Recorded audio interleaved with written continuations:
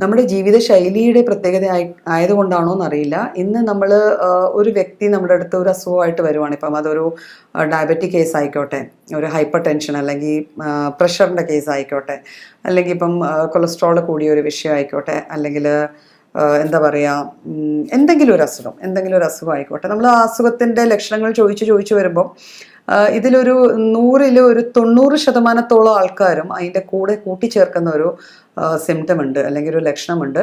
അതായത് joint pains, അസ്ഥികളിലോ അല്ലെങ്കിൽ സന്ധികളിലോ ഉള്ള വേദന. ചിലപ്പോൾ നീര് കാണണമെന്നില്ല, പലപ്പോഴും നീരും കാണും. അപ്പം എന്തുകൊണ്ടാണ് നമ്മളിപ്പോൾ കാണുന്ന എല്ലാ അസുഖങ്ങളുടെയും കൂടെ സന്ധിവേദന അല്ലെങ്കിൽ അസ്ഥികളിൽ വേദന ഉണ്ടാവുന്ന ഒരു ലക്ഷണം മിക്കപ്പോഴും പറയാറുണ്ട്. അപ്പോൾ പലപ്പോഴും നമ്മളൊരു അസുഖത്തിൻ്റെ ഭാഗമായിട്ട് അത് ചികിത്സിച്ച് പോകാറുണ്ട്.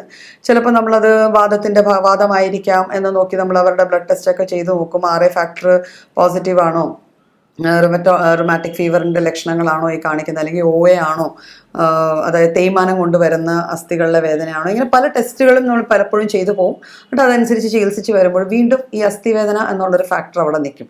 പലപ്പോഴും OA എന്നൊക്കെ പറഞ്ഞ ഒരു മധ്യവയസ്സ് കഴിഞ്ഞുള്ള ആൾക്കാരിൽ കാണുന്നതാണ്. പക്ഷെ അല്ലാത്ത ആൾക്കാരിൽ ഇത്തരത്തിലുള്ള വേദനകൾ കാണാറുണ്ട്.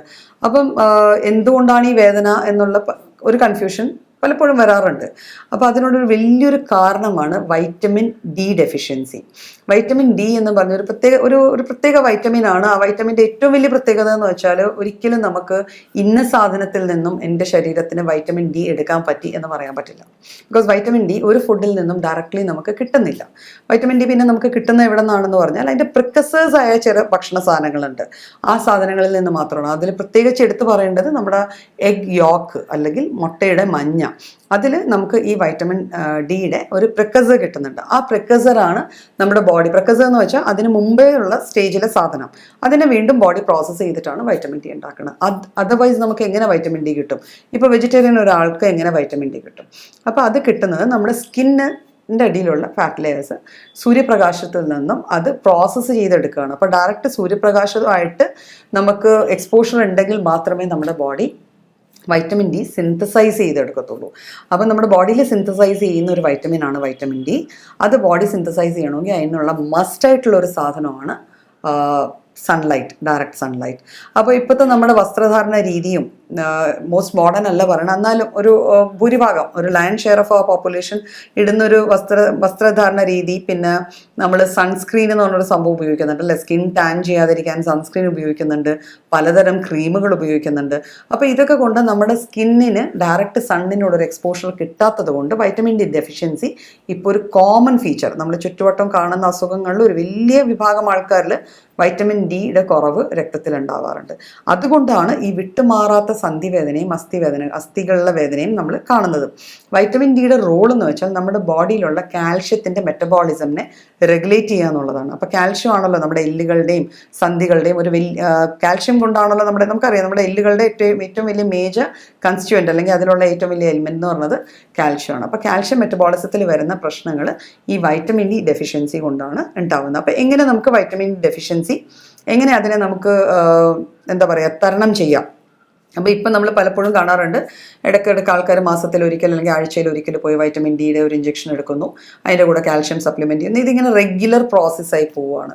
പലപ്പോഴും നമ്മളൊരു അസുഖത്തിൻ്റെ ചികിത്സ എന്ന് പറയുന്നത് ആ അസുഖം മാറണം, അല്ലാതെ അതിനെ ഇങ്ങനെ മെയിൻറ്റെയിൻ ചെയ്ത് പോയിട്ട് ചെയ്യുന്നതിന് അത് മാനേജ്മെൻറ്റ് എന്ന് മാത്രമേ പറയാൻ പറ്റുള്ളൂ. അപ്പോൾ നമുക്ക് വൈറ്റമിൻ D ഡെഫിഷ്യൻസി ഉണ്ടെങ്കിൽ വൈറ്റമിൻ D ഡെഫിഷ്യൻസി അതിനെ കോമ്പാറ്റ് ചെയ്യാനുള്ള രീതിയിലുള്ള ഭക്ഷണം, നമുക്ക് കാൽഷ്യം റിച്ച് ആയിട്ടുള്ള ഫുഡ് പ്ലസ് എഗ് യോക്സ് ഞാൻ പറഞ്ഞല്ലോ, അത്തരത്തിലുള്ള ഫുഡ് കഴിക്കുക. നമുക്ക് ഡയറക്റ്റ് സൺലൈറ്റ് എക്സ്പോഷർ കിട്ടത്തക്ക വിധത്തിൽ കുറച്ച് നേരമെങ്കിലും, പണ്ടൊക്കെ പറയുമായിരുന്നു ഒരു ഇളം വെയിൽ കൊള്ളണം, വൈകുന്നേരത്തെയോ രാവിലത്തെയോ ഇളം വെയിൽ. പക്ഷേ ഇപ്പം വന്ന് ഇപ്പോഴത്തെ സയൻറ്റിസ്റ്റും ഡോക്ടേഴ്സും ഒക്കെ പറയുന്നത് ഇളം വെയിൽ പോരാ, നമുക്ക് നല്ല കട്ടിയുള്ള വെയിൽ തന്നെ കൊള്ളുക. അതുകൊണ്ടാൽ നമുക്ക് ഈ വൈറ്റമിൻ D ഡെഫിഷ്യൻസി ഉണ്ടാവില്ല എന്നുള്ളത്. അപ്പം അത്തരത്തിലുള്ള വെയിലിനോടുള്ള എക്സ്പോഷർ ഉണ്ടാവണം. omega-3 അടങ്ങിയ ഭക്ഷണങ്ങൾ ധാരാളം കഴിക്കാം നമുക്ക്. അത്തരത്തിലുള്ള ഭക്ഷണങ്ങൾ, അതായത് മത്സ്യങ്ങൾ, കടൽ മത്സ്യങ്ങളിൽ മത്തി, അയല, ഈ വക മത്സ്യങ്ങളിൽ ചെറു മത്സ്യങ്ങളിൽ കൂടുതലായിട്ട് കാണുന്നതാണ് ഈ omega-3 ഓയിൽ. ഇത് പിന്നെ നട്ട്സിൽ വാൾനട്ട്സ് എന്ന് പറയുന്ന ഒരു നട്ട്സിലാണ് ഏറ്റവും കൂടുതൽ omega-3 കാണുക. അപ്പം ഇത്തരത്തിലുള്ള ഭക്ഷണം കഴിക്കുക. പിന്നെ 7 C's എന്നൊക്കെ പറഞ്ഞ് നമ്മൾ ചെറിയ പിൽസ് ഒക്കെ ഇല്ലേ, കോഡ് ലിവർ ആയാലും അടങ്ങിയിരിക്കുന്നത് എന്നൊക്കെ പറയണേ. അപ്പോൾ കോഡ് ലിവർ ഓയിൽ അടങ്ങിയ സപ്ലിമെൻറ്റ്സ് നമുക്ക് എടുക്കാം.